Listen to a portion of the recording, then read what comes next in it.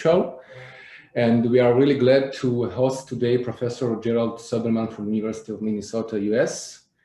Just a brief introduction. Professor Sobelman is a professor in the Department of Electrical and Computer Engineering at the University of Minnesota. And he has served as the Director of Graduate Studies for the graduate program in Computer Engineering at the University of Minnesota. He received his B-Science degree in physics from the University of California, Los Angeles, and M-Science and PhD degrees in physics from Harvard University. And Professor Sobelman is currently a distinguished lecturer of the IEEE Circuits and Systems Society. He was chair of the Technical Committee on Circuits and Systems for Communications of the IEEE Circuits and Systems Society. And he has also served as an associated editor for IEEE Transactions on Circuits and Systems 1 and for IEEE Signal Processing Letters. In addition, he has chaired sessions at international conferences in the areas of communications and VLSI architectures. Professor Sobelman has presented short courses at a number of industrial and academic sites. He has authored and co-authored more than 150 technical papers and 1 book, and he holds 12 US patents. So, Professor Gerald, we are really glad to host you here, though virtually, but I hope that you will enjoy this lecture, and the stage is all yours. Welcome. Okay, thanks, Alex, and also thanks to the Technion and to the IEEE Circuits and Systems Society for organizing and hosting this lecture.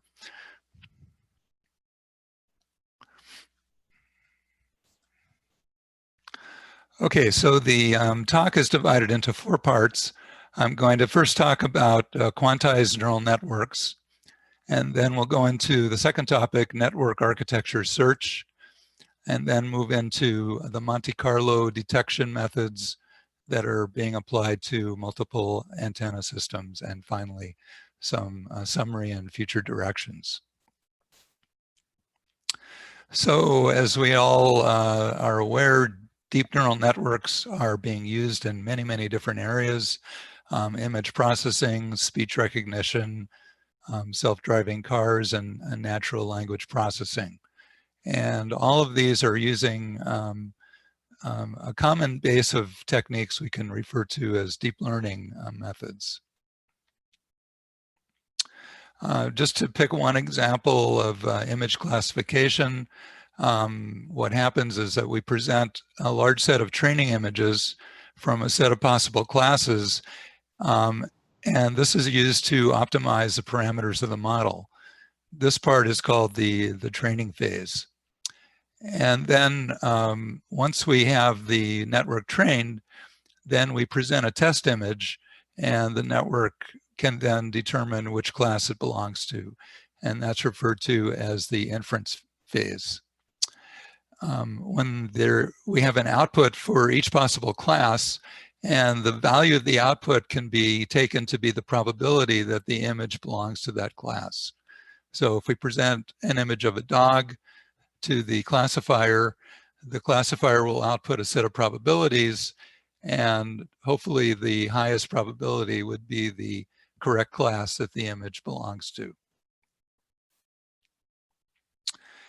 There are some commonly used image data sets. I've given a few of the popular ones here, the modified NIST or MNIST, which consists of the handwritten digits so that we have 10 classes just corresponding to the digits 0 through 9.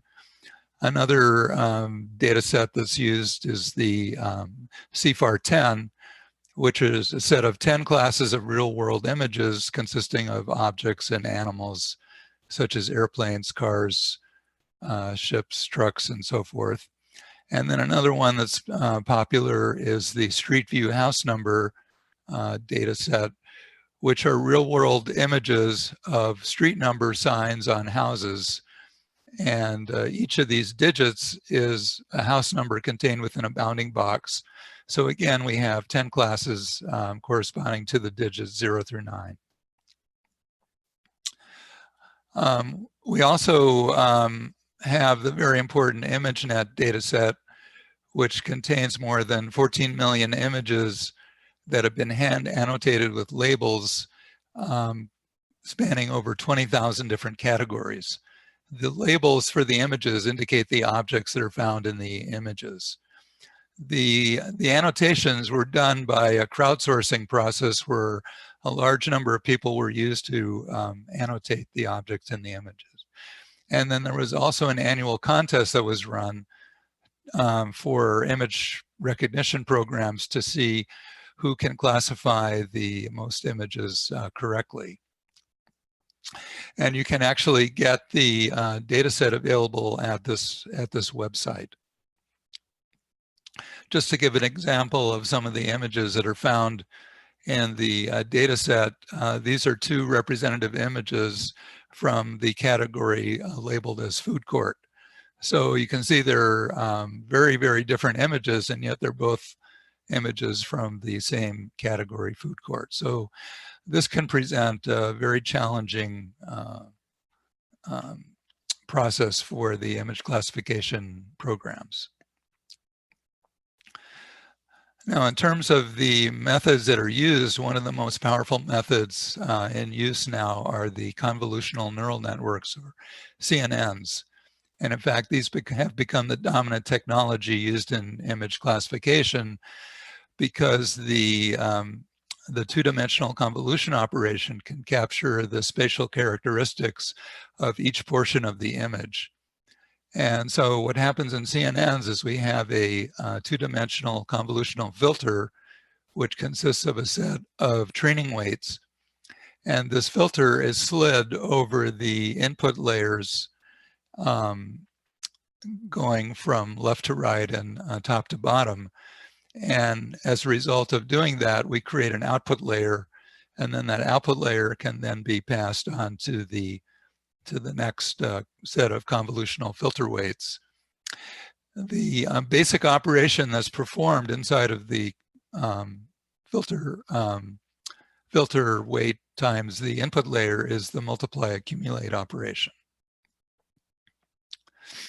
One of the very famous CNNs that was published in 2012 is the AlexNet, and that was entered into this ImageNet competition, and at the time it performed significantly better than the next best design that year. It had a top 5 error rate of about 15%. Top 5 meaning that the top 5 probability outputs of the classifier, one of those 5 was the correct category. There's another error rate known as top 1 where you have to get the category correct down to the single category that it is. So people use top 5 and top 1 very regularly when evaluating these image processing algorithms.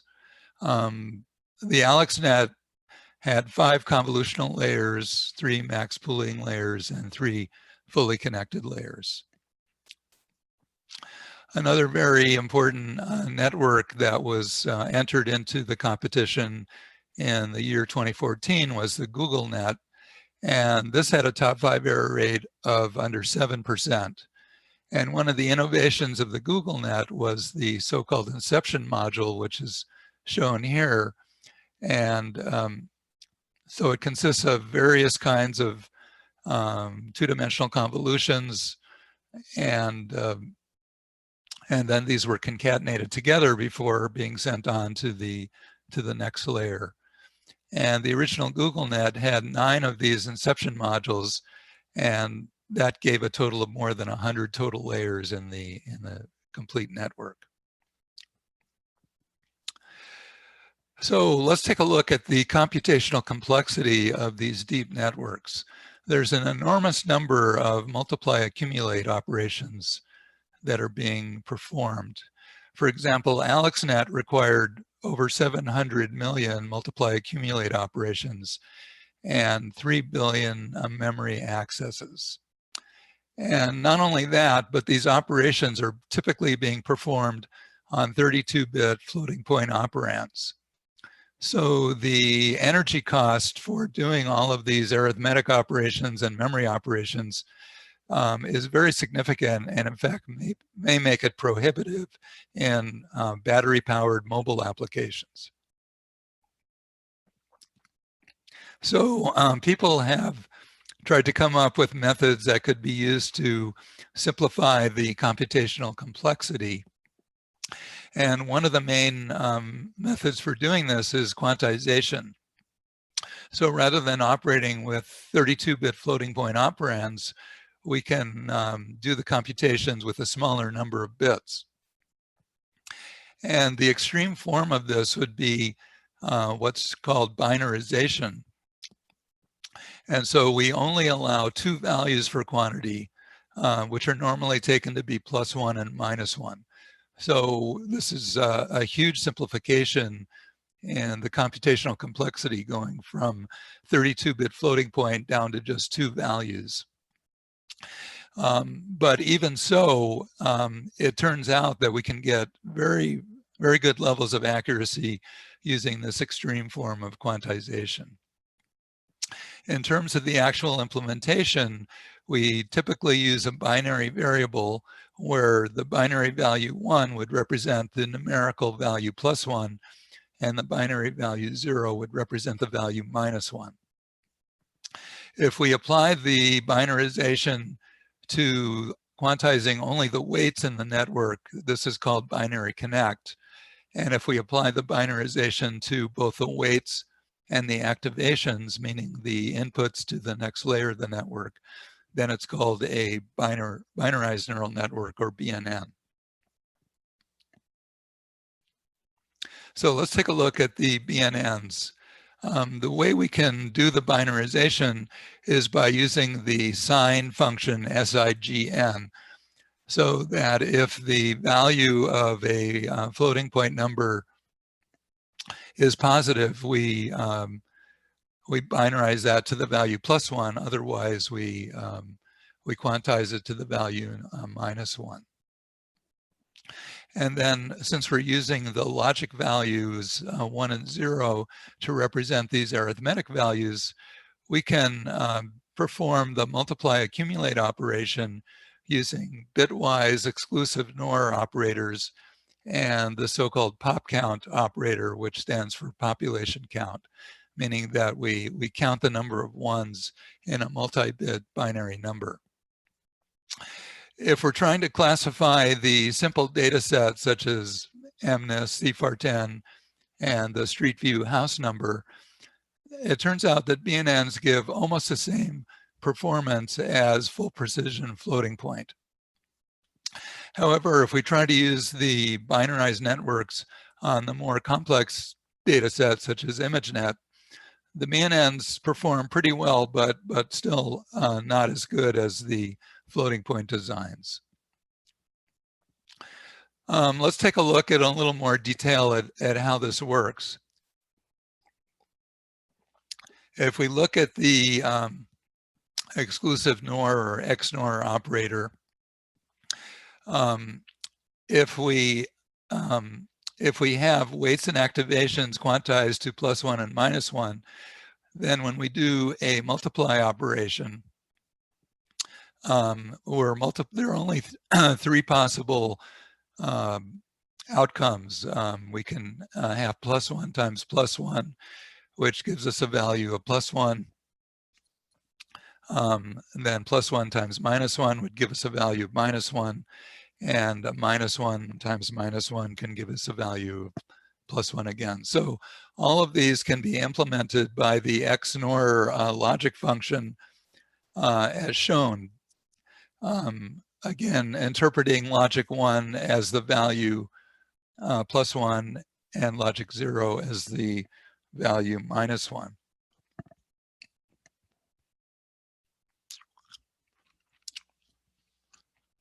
So let's say we have a 3x3 matrix times a 3x1 vector, all having these binarized values.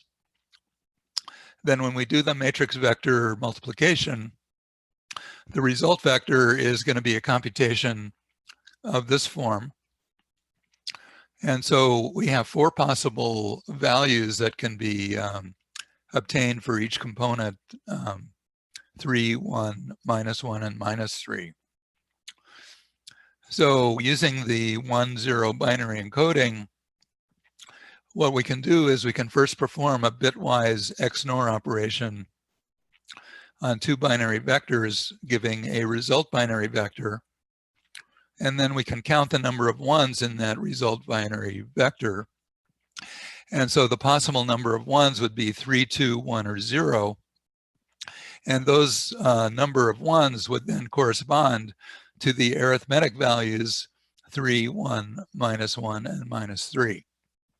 So by doing the XNOR and popcount operations on the binary vectors, we can effectively do the arithmetic computations on the +1, -1 values.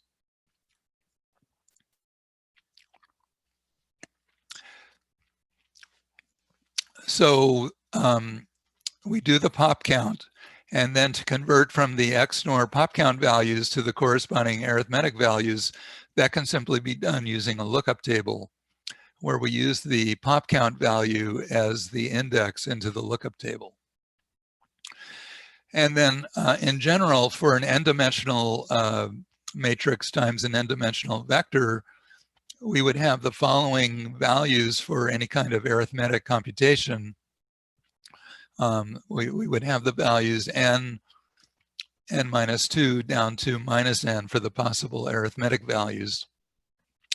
And those would correspond to the pop count values of n down to 0. So again, we could use these pop count values as an index into a lookup table to give us the corresponding arithmetic values of n, n-2, and so forth down to -n.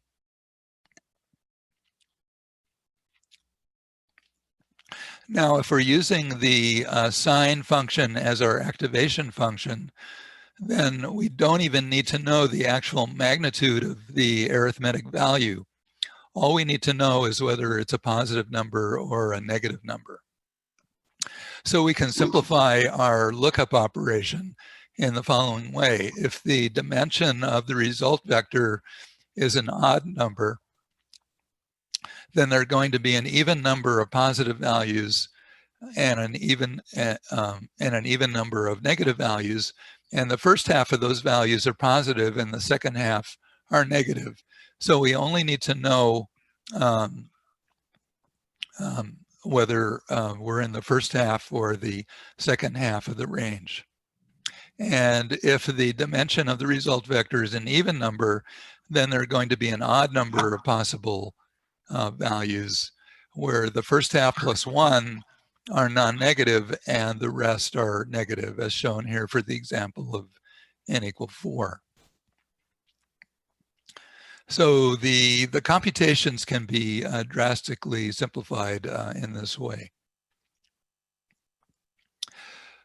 One other network I wanted to mention is the ResNet, which was entered into this ImageNet competition in the year 2015, giving a top 5 error rate of under 4%. And that turned out to be even better than the human level performance, because after all, even humans can make errors when classifying the images that are given to them. And the key innovation of the ResNet was the idea of a residual block. So rather than just propagating information sequentially through a set of layers, the residual block adds the input to the block and the output of the block together to get a final output. And not only did this give good performance, but it also overcame another problem that we have in very deep networks, is that the training performance can be very slow as we increase the number of layers. So using the ResNet structure, not only does it give good performance, but it also improves the training time and the training performance. The residual block idea is shown here. If we have, say, 3 layers of convolution, the activation known as ReLU and convolution, And if X is the input to this block, then the final output here is, as shown, is the sum of the output function f with the original input x. For the original ResNet, it required still a significant amount of training time for the ImageNet dataset, 2 to 3 weeks using 8 GPUs. So what happens if we apply the BNN idea, the binarization, to the ResNet architecture? Well, that has been done. And here's a block diagram of an actual chip that was implemented using the BNN idea with the binarization technique. And the various blocks here are used for storing intermediate results of the computation, and as well as performing 7 by 7, 3 by 3, and 1 by 1 convolutions. And to determine the accuracy of the binarized ResNet, that can be obtained using the TensorFlow program, and calculating the top 1 error rate using the binarized approach versus the full precision or 32-bit floating point approach on CFAR10 and MNIST. You can see that the binarized network still performed quite well, although not quite as well as the full precision network, but with a huge reduction in the computational complexity and the amount of hardware that's required to implement it in a chip. So for mobile devices that are processing data sets that are not hugely complicated, then the binarized approach can be an attractive alternative to full precision floating point approach. Okay, let's move on to the next part of the talk, which is on network architecture search.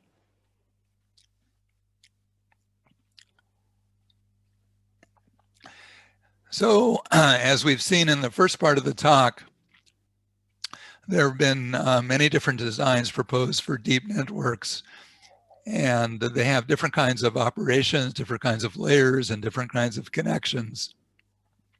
And we can ask the question, how do you come up with such complex networks? Well, what's typically done is there's expert designers in deep networks spend a long time playing around with different ideas, trying them out, seeing which ones work. And so it's a very time-consuming and tedious process. So we would like to consider the possibility of doing an automatic search by computer over a large space of possible architectures and connections to come up with designs that also have very good performance. And this is the idea behind the area known as network architecture search. So there are 3 different parts of the network architecture search.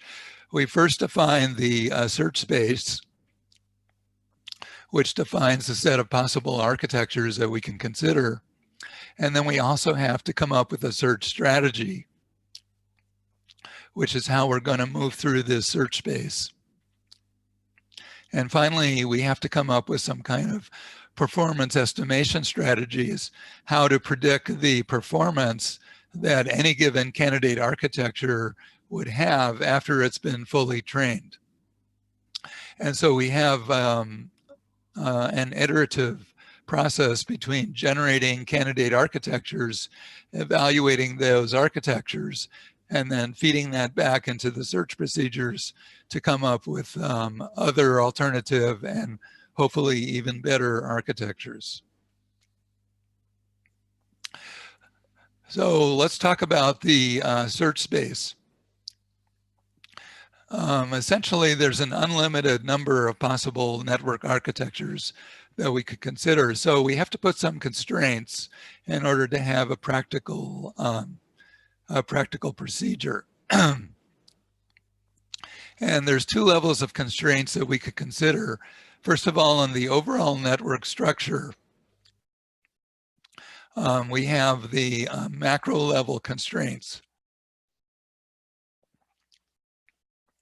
And so these specify how the layers are connected together. For example, are we going to have sequential connections, skip connections like we have in the ResNet, dense connections, and so forth. And then we also have the detailed network structure or micro level architecture, which is the type of cells in a layer that we're using, such as convolution, pooling, and so forth.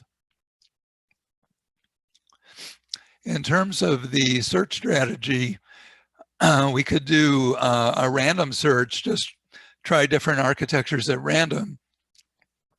This is simple, but there's no guiding principle.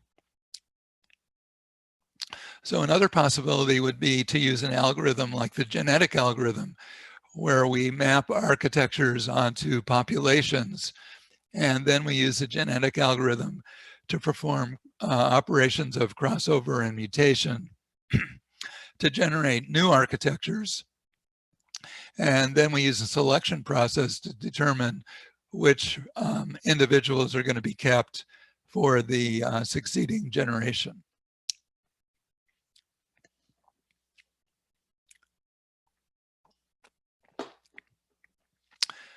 So here's a simplified flowchart for the genetic algorithm. We evaluate the fitness of all of the individuals at the current generation. The fitness being basically the related to the error rate that it has on some candidate data set. Then we select two parents and perform the crossover and mutation operations to generate a new child, which corresponds to a new architecture. And then we repeat these steps, generating new architectures and evaluating their error rates until we've come up with a suitable final architecture.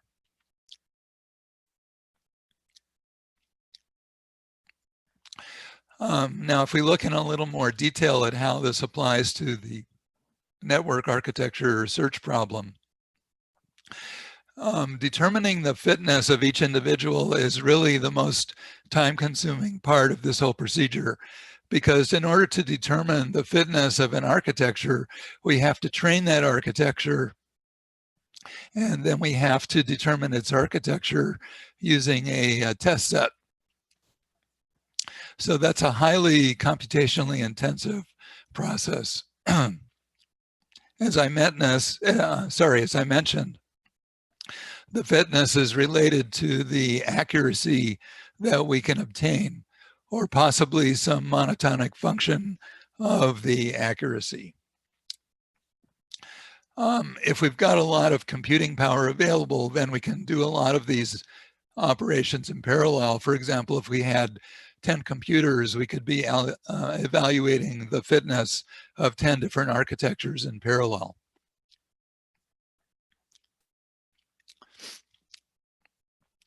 To do the crossover operation, we take the genotype encoding, where each field of the genotype corresponds to some kind of aspect of the architecture, such as a connection, or the type of convolution, or the bit width, or so forth. These fields are completely determined by the user of the search algorithm. And then when we do the crossover operation, we select some of the fields from one parent and the remaining fields from the other parent. the probability of selecting a parent is proportional to its relative fitness compared to the other individuals in the population. And then for the mutation operation, the reason we have the mutation operation is to avoid getting stuck in a local minimum. So we take a particular field of the genotype and then we perform a random mutation on that field. We can perform global mutations such as adding or removing a layer to our network, or possibly adding or removing skip connections. And we can also do local mutations corresponding to changing the filter size of a convolution or changing the type of pooling operation that we're doing, for example. So an example was performed on a binarized neural network using 3 fully connected binarized layer, an input layer and an output layer, where each binarized layer consisted of batch normalization, the SIGN sign function, and a dropout layer. And so this was the constraint for the overall set of network architectures being considered. And then the MNIST data set was used for the evaluation of the individuals, which you recall is the 10 handwritten digits. Each of these images is a 28 by 28 pixel image. And so the input layer had 784 neurons, but each hidden layer has a variable number of neurons. That's one of the aspects of the architecture that's being considered in the search operation. We constrain the number of neurons in a hidden layer to be between 16 and 1024 neurons. And then the output layer is constrained to have 10 neurons corresponding to the 10 possible classes of the MNIST data set. As far as the encoding of the genes, each gene encodes a number of neurons in a hidden layer. So since we have 3 hidden layers, we have 3 genes in the genotype. And an example encoding would be something like this, where we have a set of 3 numbers, where the first number corresponds to the number of neurons in the hidden layer, and so forth for the second number and the third number. So that's the encoding that's used in the search process. So when we run the genetic algorithm and look at the accuracy obtained after each iteration of the genetic algorithm, we can see that in general, the accuracy is increasing from iteration 1 to iteration 10. We're plotting here the lowest accuracy of the population, the average accuracy, and the highest accuracy. And so we can see that indeed the accuracy is improving as the genetic algorithm proceeds over the course of 10 iterations.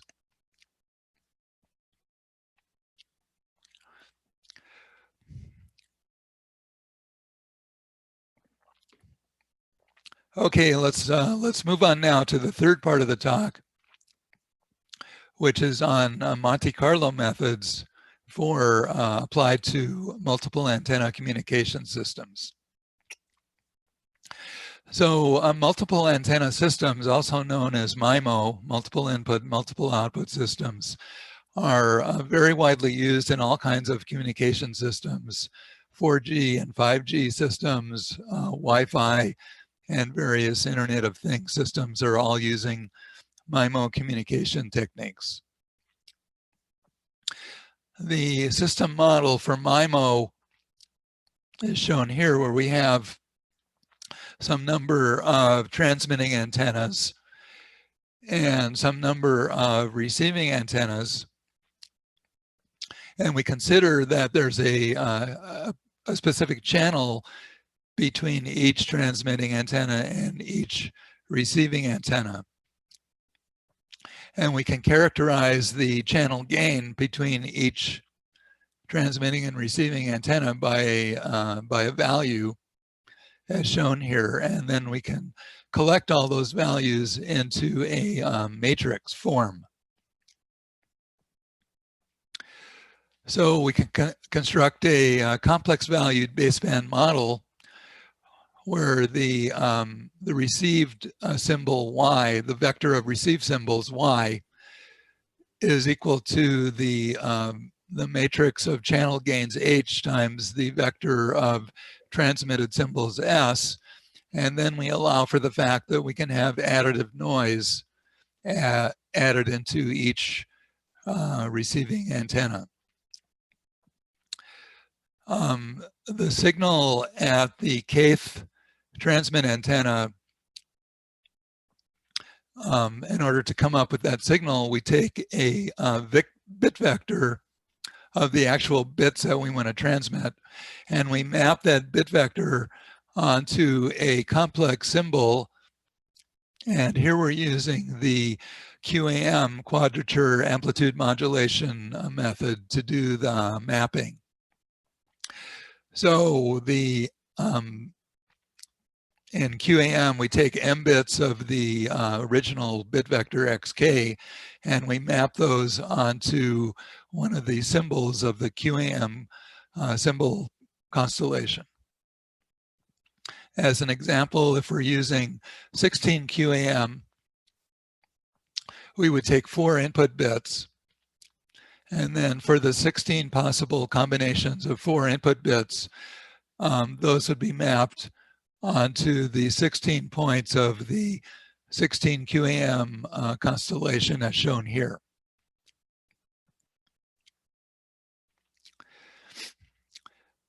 So then for our MIMO detection system, we take a set of independent data streams, one data stream for each transmit antenna. We perform some channel coding and then apply the bits to the QAM modulator. Those complex symbols then get transmitted through the antennas to the transmit antennas, and then they're received at the receiving antennas. We then perform MIMO detection at the receiver, followed by channel decoding for error correction.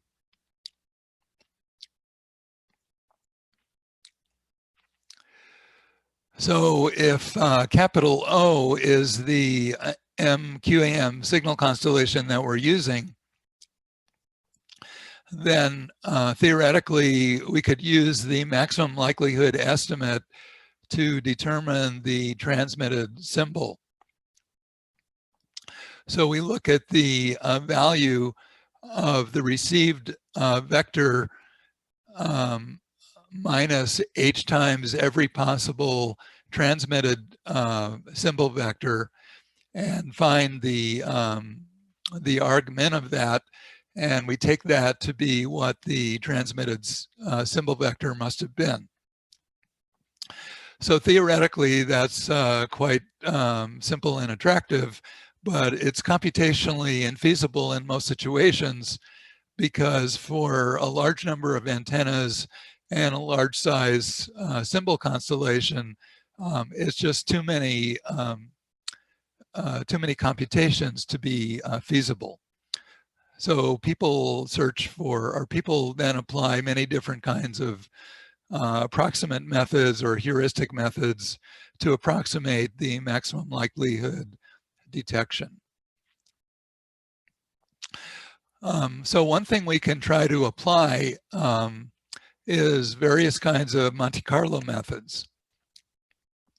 Now, Monte Carlo methods have a long history. They were originally developed to numerically evaluate complicated multidimensional integrals, and nowadays are being applied in a huge number of applications, including machine learning and communications. So here I'm going to look at two different kinds of Monte Carlo techniques. Monte Carlo Tree Search. That's been applied recently in machine learning for playing complex games. Famously, the AlphaGo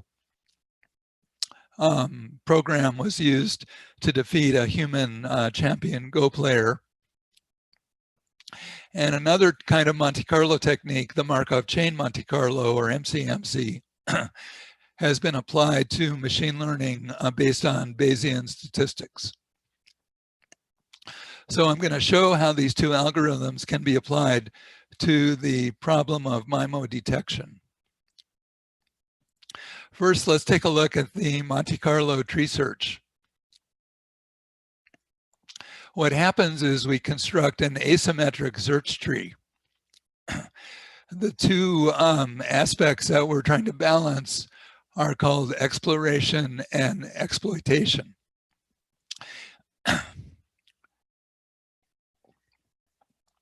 So in exploration, we're looking at new areas of the search tree that we haven't considered previously. And in exploitation, we're looking in areas of the search tree that have already been shown to be good. So we're doing a careful balance between these two kinds of searches. After we select a node, then we run a simulation, which means that we follow a random path through the tree from the chosen node to a terminal node.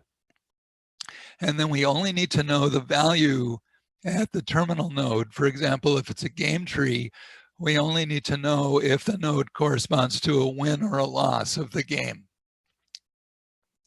Then we take that information and we propagate it back up through the search tree. We can run the algorithm for a predetermined amount of time or a predetermined number of iterations, and then we terminate the search. So this slide illustrates the 4 different steps. We select a node, and then we create a new child node. Then from that child node, we run a random simulation to a terminal node. At the terminal node, we get a value, and then we propagate that value back up through the nodes back to the root of the tree. So how do we make a connection between this Monte Carlo tree search and MIMO detection? We can define what we can consider to be a game board, and then we can define the legal moves on that game board. We can define a reward function, and we can define the simulation process. So we consider the detection of a signal from each transmit antenna as a move of a piece on some game board. And so to detect all of the transmitted symbols, if we have NT transmit antennas, then we have to make that number of moves on the game board. If we're using MQAM modulation, where M is equal to 2 to the L, then we're going to have an L by L game board. And when a piece moves to a point on that game board, it's associated with the symbol transmitted by that corresponding antenna. So during each transmit vector time, the transmitted signals correspond to a set of pieces on the game board. Now, as opposed to many common types of games, in the case of the MIMO detection, we can have more than one piece occupying the same position on the board because more than one antenna may be transmitting the same symbol at the same time. If the selected moves are the same as the actual transmitted signals, then we consider that a win.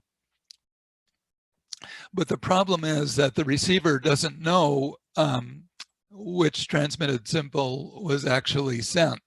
So it really can't determine absolutely if the game is a win or not. However, we can compute a score which is the value of the difference between the received vector and the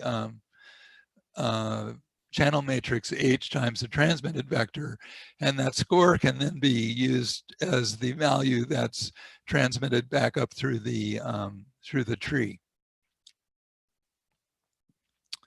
So if we apply that procedure to MIMO detection for 16 QAM modulation with 64 transmit antennas and 8 receive antennas, and then plot the probability of correct detection versus the number of iterations, we can see that the detection probability is steadily increasing as we increase the number of iterations.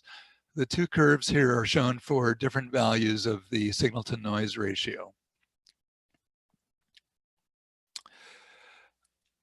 So if we take that basic tree search procedure and then add some additional technical enhancements, and then use that to plot the bit error rate versus the signal to noise ratio curves, it's been found that we get these bit error rate curves. The red curve is for 400 iterations, and then blue and black for slightly more iteration values. So we can see that the performance is indeed in the range of acceptable performance for communication systems. Excuse me, can I ask a quick question? Okay. You seem to be assuming that the channel is fixed and you're trying to adapt the network to the channel or channels.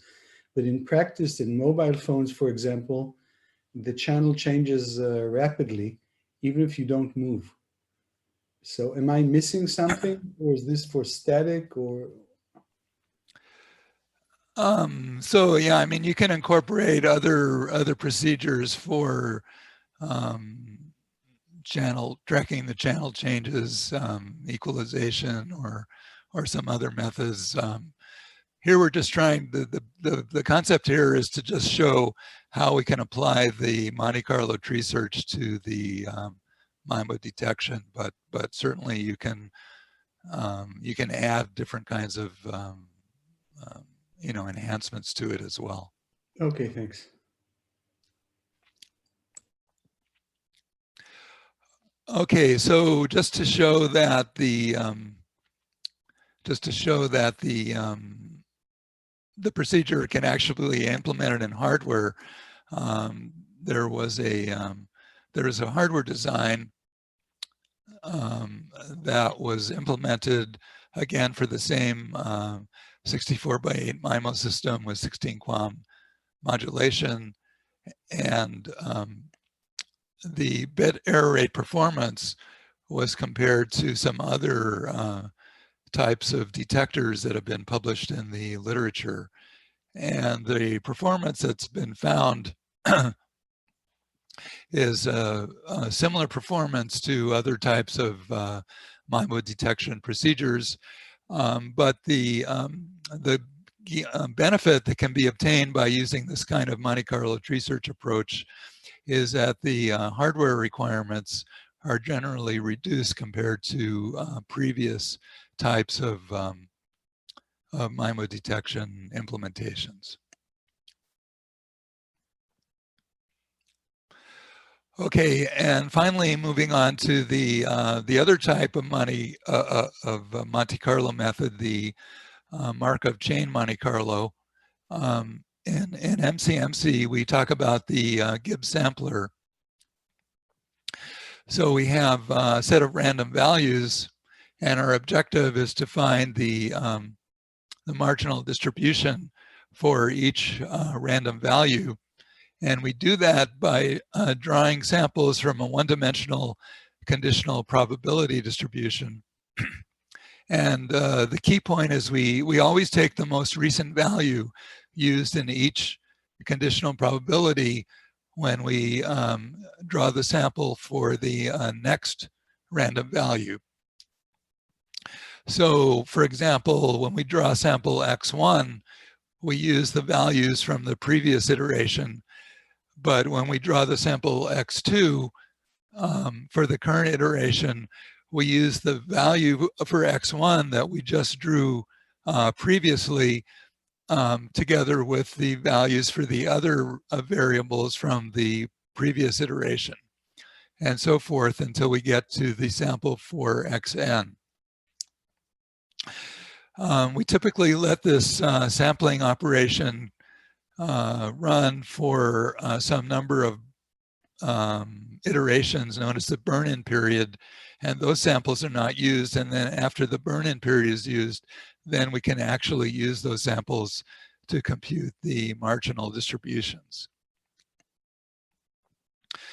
The way we actually draw the samples is is by using Gaussian distributions, because we can express these conditional probabilities as Gaussian distributions with a certain mean and standard deviation. The mean and standard deviation values can be computed by using the receive vector, the channel matrix, and the noise variance. And so to draw the samples, we just have to generate a sequence of Gaussian distributed random values having a specified mean and variance. And there are many well-known methods for doing that. So once we have the distributions, then we can generate a set of symbol vectors and compute the log likelihood ratios for the a posteriori probability of each transmitted bit. And from that, we can then determine the bit error rate values. So applying this to a 4x4 MIMO chip using 16 QAM modulation, we are obtaining these frame error rate values as a function of the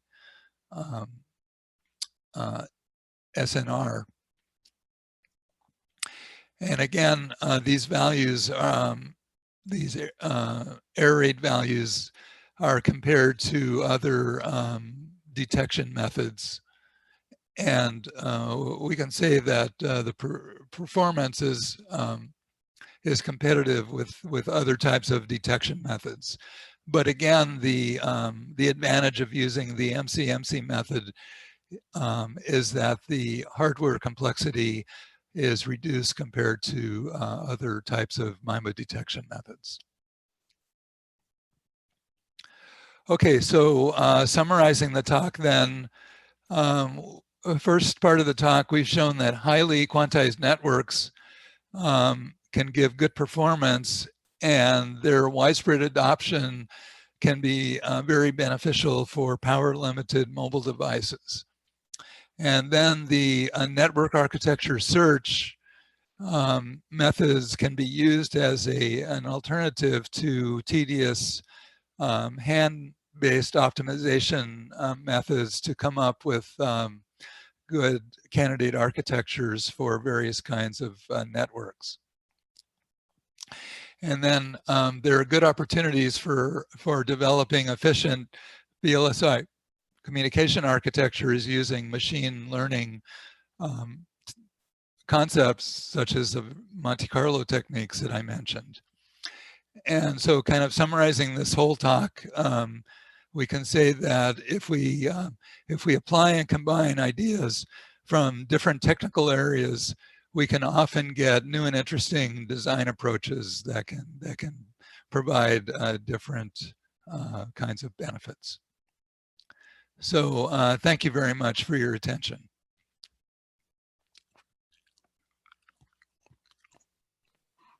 Thank you, Professor Sobelman. Thank you. Any questions, please?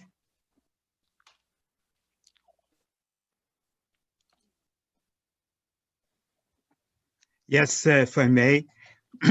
You had in one of the methods that once in a while you have a mutation, right? In other words, you reject essentially a solution which looks good, right, in order to see if you can get a better one. So this sort of reminds me of simulated annealing, which does exactly that. It doesn't let you get stuck in a local maximum or minimum. You're looking for the global solution. So you jump out of that situation, even though you look like you got a good one, right? Is there anything, has that been applied to these problems? Yeah, you're definitely correct. It is similar to the idea of simulated annealing. I'm not aware of any paper that has tried to use the simulated annealing for network architecture search. There may be, but I'm just not aware of it. But certainly, that could be an interesting research topic. Thank you. What in the process of the search prevent the system from converging to having the maximum number of nodes in each layer? Did you put any constraints to prevent it? No, the only constraint was on the allowable number of nodes. So yeah, that's actually something you might have expected, that that the best architecture would simply have the most nodes at each layer, but when the experiment was done, it turned out that wasn't the solution that was found. So it may be related to the fact that if you have too many nodes, then you have problems with over determining, you know, the over determining issue in optimization. So that might be the reason.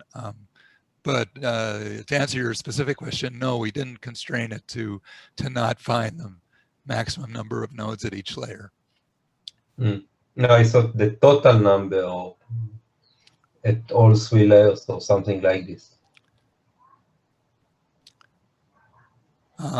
Yeah, no, we just constrained the number of nodes at each layer to be within that certain range that I mentioned. Okay.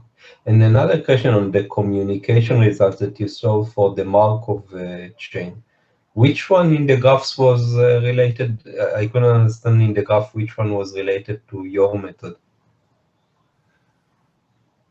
Oh, okay. Let me.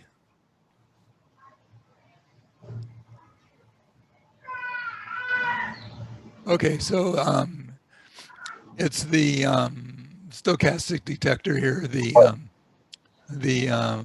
circle curves here. Okay. So about half a dB loss versus the sphere decoding?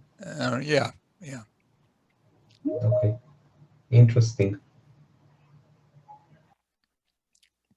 I have a question here in the messenger. If there is a real possibility to implement a scheduler for cellular networks using machine learning. Could you read the first part of that again? Is there a real possibility to implement a scheduler for cellular networks using machine learning?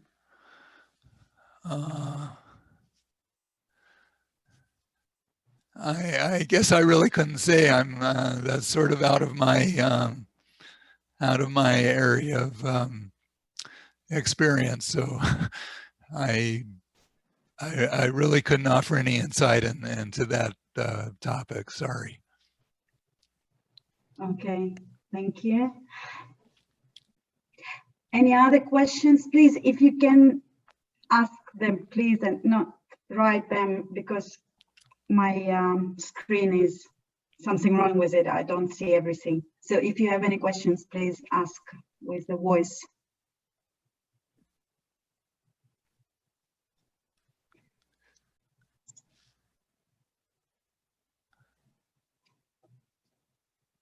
So I guess there are no more questions. Thank you very much, Professor Sobelman, for joining us and for giving the talk. And no, there is a question. Sorry. Just a second. How to smarter choose between exploration and exploitation? So in the Monte Carlo Tree Search procedure, there's a quantity that's computed during the iterations, and that quantity is used to do the balancing between exploration and exploitation. So it's kind of a technical detail, but there is a predefined quantity that allows you to move either more towards exploration or exploitation as the search takes place. Thank you. The last call for the questions.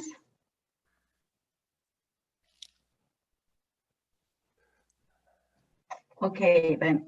Thank you very much again, and we hope to see you physically at the Technion one day. Okay, thank you very much, and thanks for the privilege of speaking to your group. Thank you. Thank you very much. Okay. Thank you to everyone, and have a nice evening. Okay, bye-bye. Bye-bye. Bye.